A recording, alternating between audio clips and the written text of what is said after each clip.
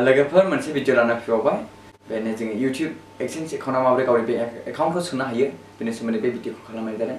गोबां आंनावहाय फन खालामदों आरो सोंहरदोंमोन आदा माबोरैहाय गावनि बेंक एकाउन्टखौ YouTube एक्सचेन्ज एकाउन्टआव सोनांगौ आंनाव सोंहरदों माखासे फनजों बेखायनो बे भिडिअखौ खालामनाय जादों। जायफ्रा सोंहरदों बिथांमोननि थाखायल' जायफ्रा गोरों बिसोरनि नङा जायफ्रा रोङा आरो जायफ्रा खालामदोंमोन जायाखै बा गोसोआव एसे डाउट दङ बिथांमोना फल' खालामफानो हागोन। आं जेरै लिरदों आं जेरै भिडिअखौ खालामदों बेबायदिनो एखे सेम खालामफाबानो जाबाय। दिनैसिम आङो आंनि जि मान्थलि जि मोननांगौ बे जेबो प्रब्लेम जाथ'वाखै। आङो फार्स्ट स्टार्टिंनिफ्रायनो आङो जेरै होदों बेबायदिल' आङो होदों।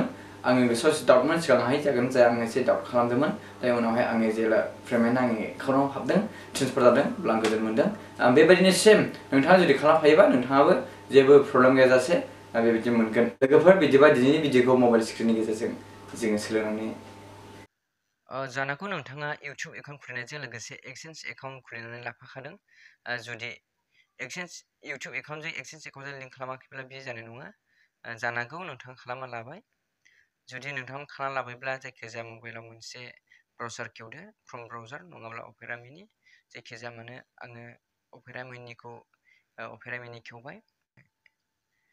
नोंथाङा नोंथांनि गोसो बायदि खेवदो। आङो अपेरा मिनिखौ खेवबाय। नेना एसे स्ल' आङो अपेरा मिनिखौ खेवबाय। नेना एसे स्ल' जागासिनो दङ। बे गुगोलाव थांबाय। गुगोलाव थांनानै आं बेवहाय टाइप खालामबाय। मोजां नायनानै लादो। www.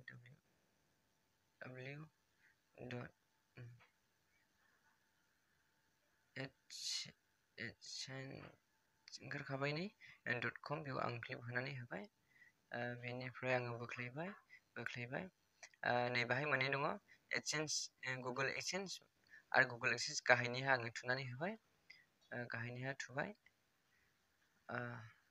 एसे नेदो एसे वेट खालामदो। बेनिफ्राय साइन आप नाव बेवहाय क्लिक थुनानै होदो। बेयाव क्लिक थुनानै होदो। फार्स्टआव नायलांदो। बे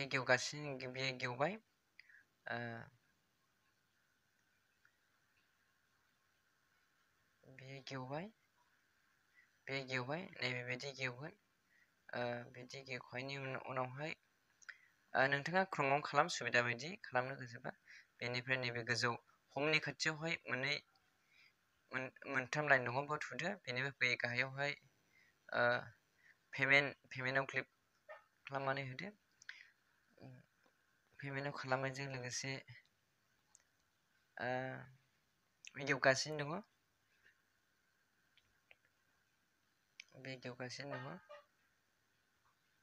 नेनायसे स्ल' बाहाय थुना होखांनायनि उनावहाय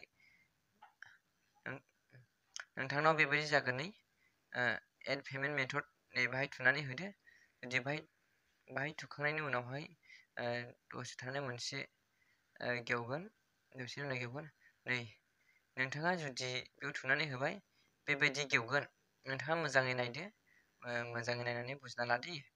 बेनिफ्राय नैबेवहाय बेनिफिसियारि आइडि अपसनेल आं जेखौ होदों आं बेखौसो बुंगोन दे। आङो होनानै आं माबोरैहाय आंनि एकाउन्टआव माबोरै फैसा हाबगासिनो दङ मिस्टेक जायालासे आं बिदिनो एखेनो बुंगोन। आङो नैबे अपसनेल आं बेवहाय जेबो होआखै। बेनिफ्राय सेकेन्डआवहाय दङ जाहैबाय नै नेम अन बेंक एकाउन्ट। बेयावहाय गावनि जि नोंनि पासबुकआवहाय नोंनि बेंक पासबुकआव जेरै नाम दङ बे सेम नामाखौनो आखरफोरखौ स्पेलिंफोरखौ मोजां नायनानैहाय नोंनि एकाउन्टआव जेरै नाम दङ बेबायदिनो स्पेलिंफोरखौ मोजां नायनानैहाय बेवहाय फिलआप खालामदो। बेवहाय गावनि नाम नोंनि नामा मा बेखौहाय थुदो। आंनि नामा निजोम आङो थुबाय। बेनिफ्राय टाइटेला बसुमतारी बेखौ होखांनायनि उनावहाय बेंक नेम नोंनि बेंकआ मा आङो SBI होबाय।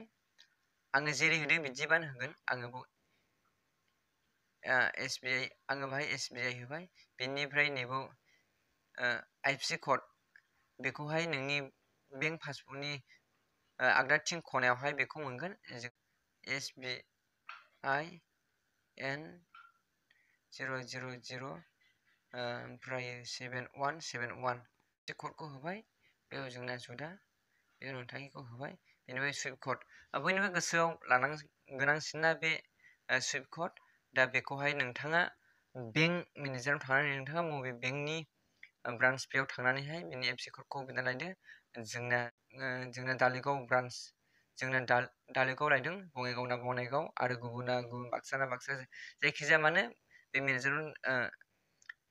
बे मेनेजारनाव सुइफ्ट क'ड होननानै बिना लायबानो मोनगोन आङो मेनेजारनाव बिनानै आंनो लायदों सुइफ्ट क'ड नांगौ होनायाव बे समाव आङो हरदों आङो नोंथाङा नोंथांनिखौ होनानै लादो बेयाव नोंथांनि बेंकआव मेनेजाराव थांनानै बेयावखौ क्लियार खालामना लानो गोनां गावालि गामि गोथौफोरनि गोरलै बेबायदिनो कास्टमार पइन्टफोर थायो बाहाय मोननाय नङा बेखौहाय ब्रान्चआवहाय थांनानै मेनेजारनाव सोङोबा बेयाव मोनगोन बेनिफ्राय नैबाव एकाउन्ट नाम्बार नोंथांनि एकाउन्ट नाम्बारखौ मोजाङैनो बेखौ होदो केयारफुलि बेनिफ्राय सेकेन्डआवहायबो बेखौनो रिटाइप खालामबावदो बेनिफ्राय नैबेहाय क्लिप थुनानै होदो बेनिफ्राय नैबे सेभआवहाय सेभ खालामबानो जाबाय लोगोफोर दिनैनि भिडिअ'आ एसेनोसै भिडिअ'खौ मोजां मोनोबा लाइक खालामदो आरो सोंनांगौ दंबा कमेन्ट खालामदो आरो नोंथाङा दिनैसो आंनि भिडिअ'आव गोदानब्ला साबस्क्राइब खालामनानै लाबानो जाबाय